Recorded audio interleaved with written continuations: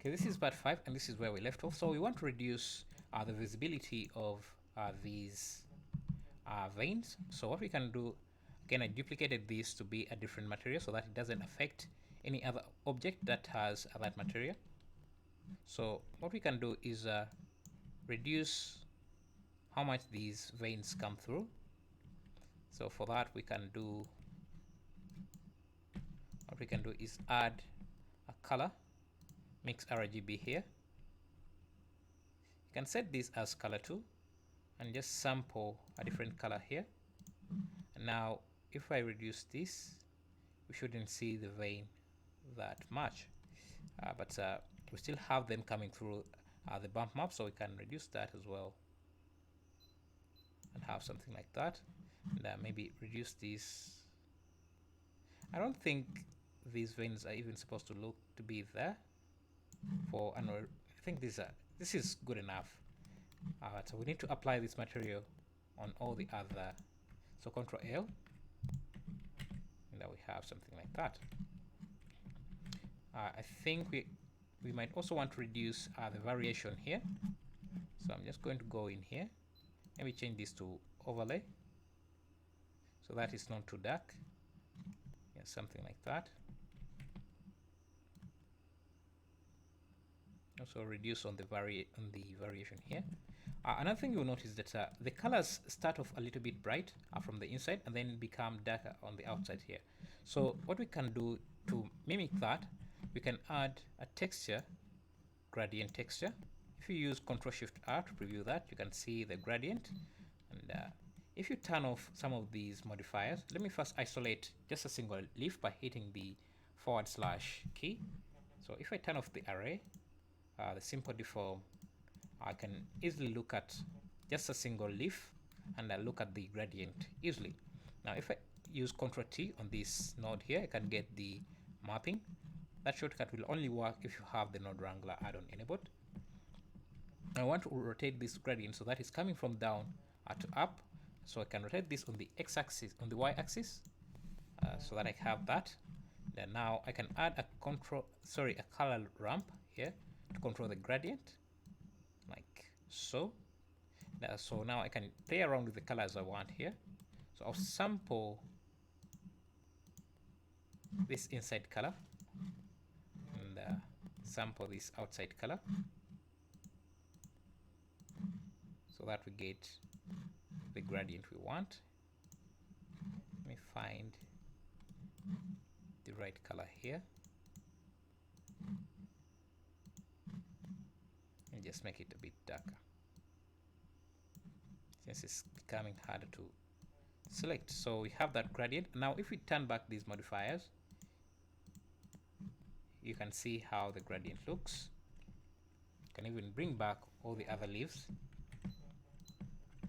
Now it's time to blend these with the rest of the material. So what I can do is just see, I can just use duplicate. I can just add another colored, Shift A, color, mix RGB node, then blend these two. So I can bring this into there. Now I'm just using, let me try overlay.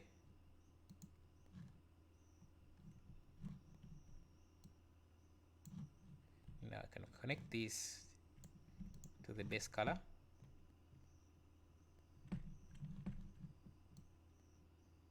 You can see what it's doing. You can also try color dodge or add, so that this is even brighter, depending on what look you're going for.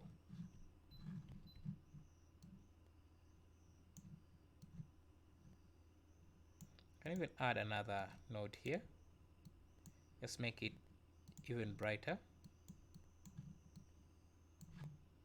just to see how this would look.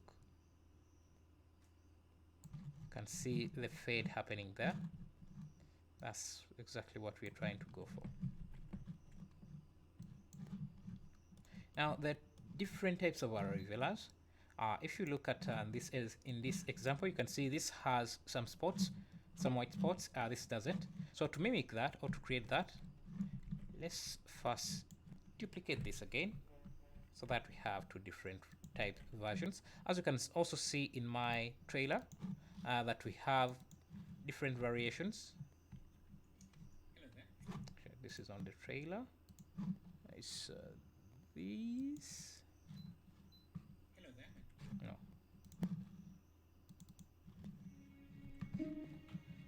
So if I move forward,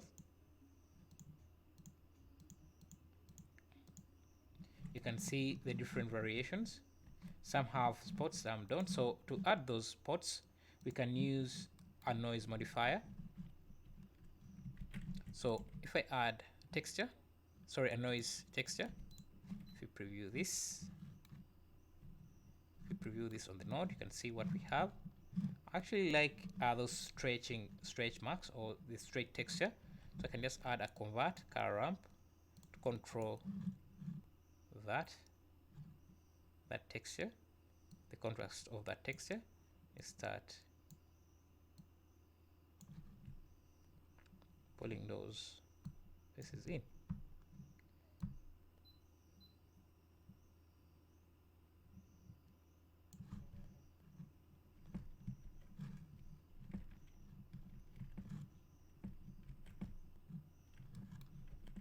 If you don't want that stretching, you can just Ctrl T and change from generated to UV, and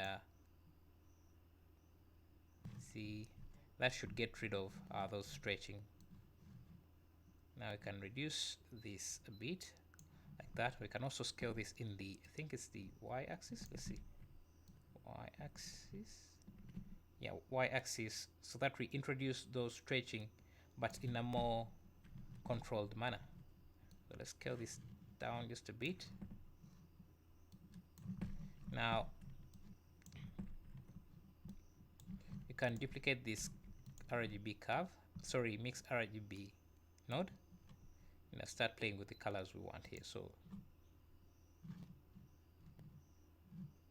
actually we can use this directly here, so that we don't have a lot of extra nodes. If we preview this, so this is masking out one area and another, but I think what we should do, we should bring this after we have all the other materials, so that those spots are above these other details, so that they can pop through that detail. So I'm just going to select this.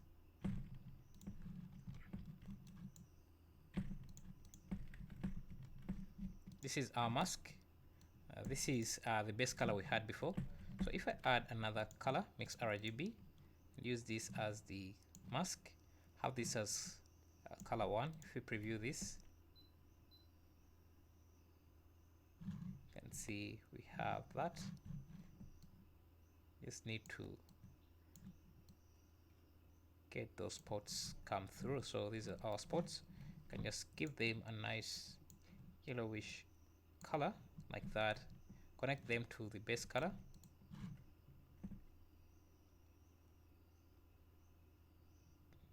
Just give it a moment. You can see this is what we have. Another thing I did is I used those as unfortunately I've not cleared this to be a different material, but that's okay. So I used those, I used that mask as the bump map to get those details in.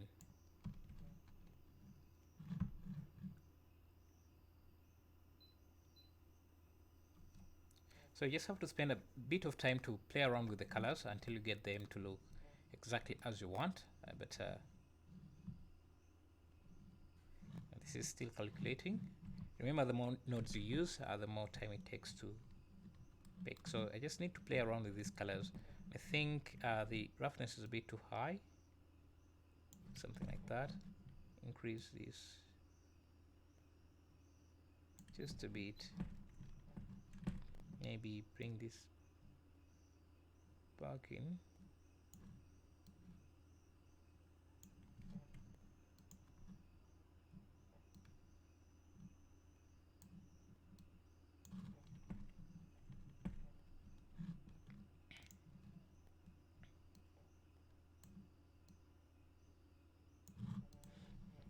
so you can see how you can get that detail. So another type of area is this that has a bit of thorns to it. That's very simple. So to do that, let's just duplicate this again, Shift D. Now we just need that single blade that we're working on. So just get that,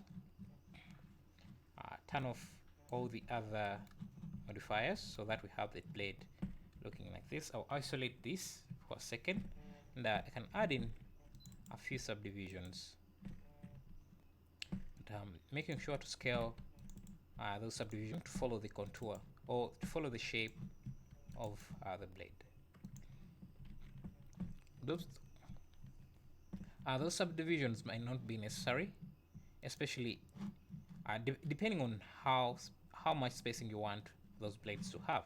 So now to add those blades, I can just select, let me first make it easier, I'm just going to select this side, delete it, and then add a mirror modifier. Make sure it's above all the other modifiers. Now I can work on this side. So if you select all the edges on this side, and then use the shortcut Ctrl Shift B to bevel those edges, and use your middle mouse wheel to add an extra vertex like that.